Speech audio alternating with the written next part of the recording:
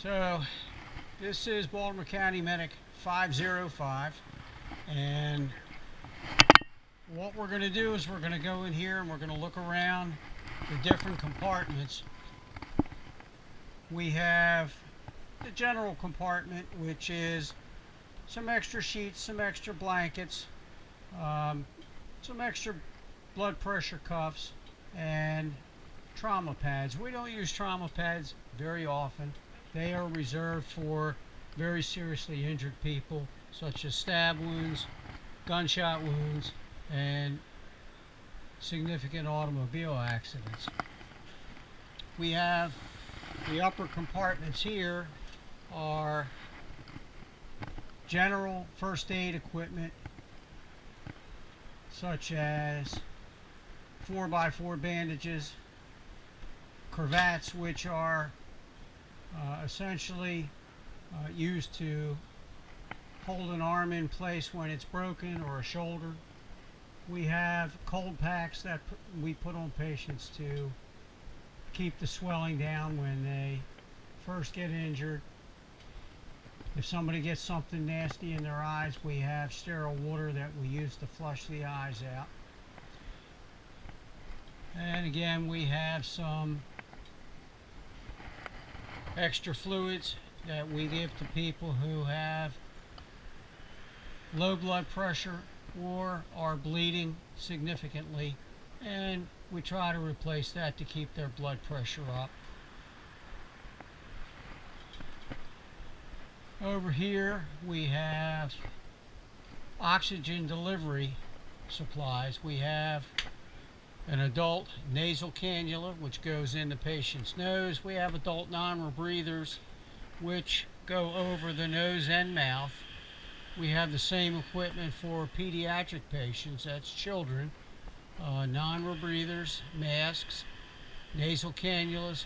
We also have what's called a nebulizer set up, and that's to administer medication for people who are having an asthma attack, and we can give them the appropriate medicine mixed in with some oxygen, and that way they get the medicine as they breathe.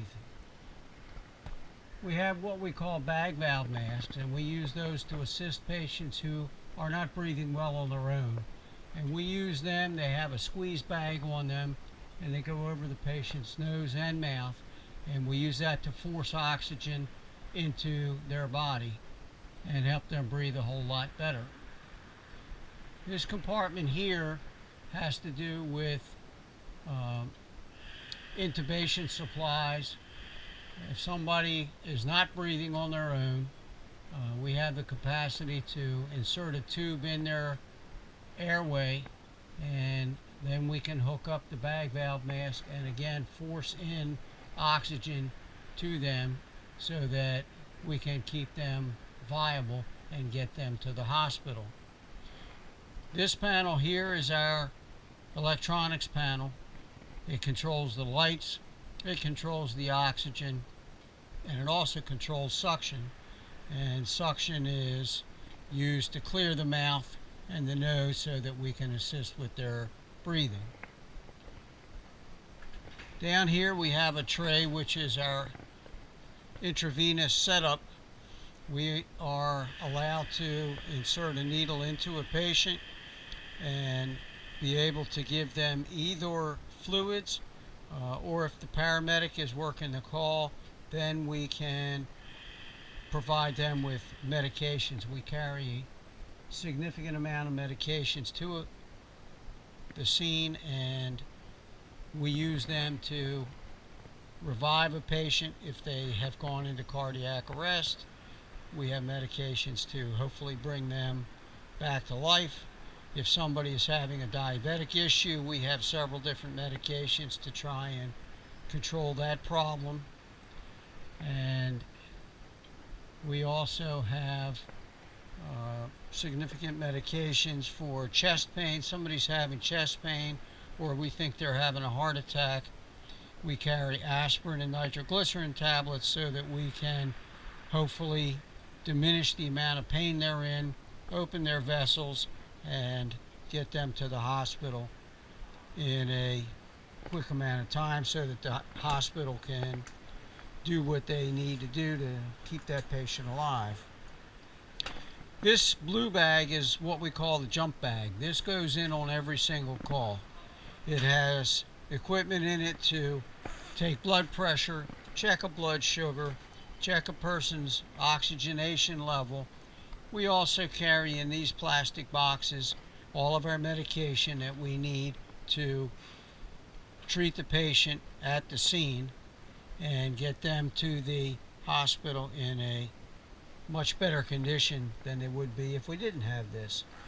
We also have a bag in here which is called the IV kit that we use to start an IV setup so that we can do it at the scene before we even get the patient into the back of the ambulance. I like to refer to the back of the ambulance as a rolling emergency department, although we don't have everything that an emergency department has. We have a whole lot of equipment and a whole lot of medication, and we can do a lot of good to the patients on the scene before we ever get to the hospital, much to the benefit of the patient. So we have up here is a portable suction. If we needed to go into a house and the patient's airway was obstructed, this machine here is a portable suction machine. Turn it on and it provides the same suction that we have on board in the ambulance, and hopefully we can clear the airway and allow them to breathe a lot better. This compartment here stays locked at all times because we do carry narcotics. We carry pain narcotics, and we carry medication to try to control a seizure, person who's actively seizing. They are controlled dangerous substances regulated by the DEA. We have to sign to verify we have them every single day, and they do stay under lock and key at all times. We also have a bag that we take into the scene for someone who is having difficulty breathing. It contains a portable oxygen bottle and all of the oxygen delivery devices that we have: the non-rebreather, the nasal cannula, the nebulizer, and bag valve mask, so that we can get in and hopefully keep the patient alive. So the idea of this video is so that you see the ambulance at a time when you're not at your worst, and you don't need to be afraid of what's going on in the back of the ambulance. I'm going to step outside the ambulance and show you some of the outside compartments. In here we have backboards that we use to immobilize someone who has been, for example, in a car accident, or may have had a fall where they are complaining of neck and back pain, and we put them on the board to protect their spine. We also use those white blocks up there to keep the head from moving, and we'll put a collar on their neck to also stabilize them. And sometimes we use this device, which is called a stair chair, to bring a patient down the steps. It allows us to do it usually with just 2 people, and we can do it quite easily.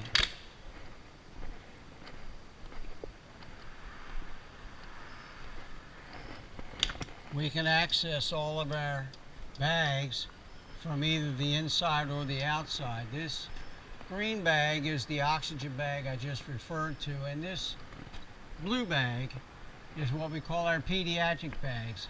Because pediatric patients are generally a lot smaller than adults, we have a special set of equipment for them, and it is contained specifically in the pediatric bag. And if we know we have a pediatric patient who's having a medical issue, we will take everything out of the pediatric bag.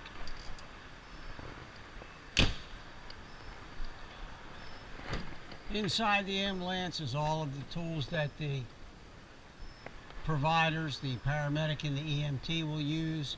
We have a computer that tells us where to go and what the nature of the call is. We have our radios, and we have the electronics for the truck, such as the siren and the red flashing lights.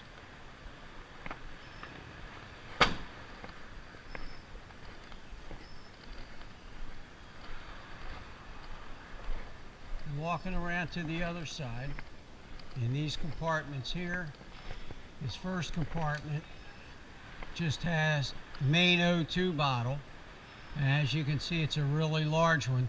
This is what we use when we give oxygen inside the ambulance.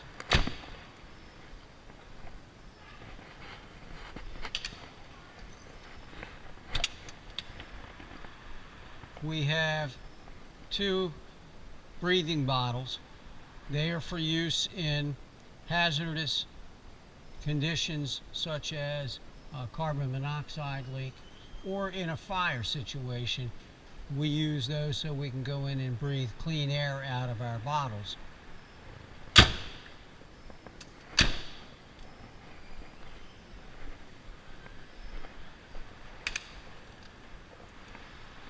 Finally, just the storage area here. We always carry road flares with us because we usually stop on the road and we don't want anybody to hit the back of our ambulance. So we try to flare it off so that they'll see us and they won't hit us in the rear. This equipment here is the firefighters and paramedics, what we call our turnout gear, so that if we're ever in a hazardous situation with a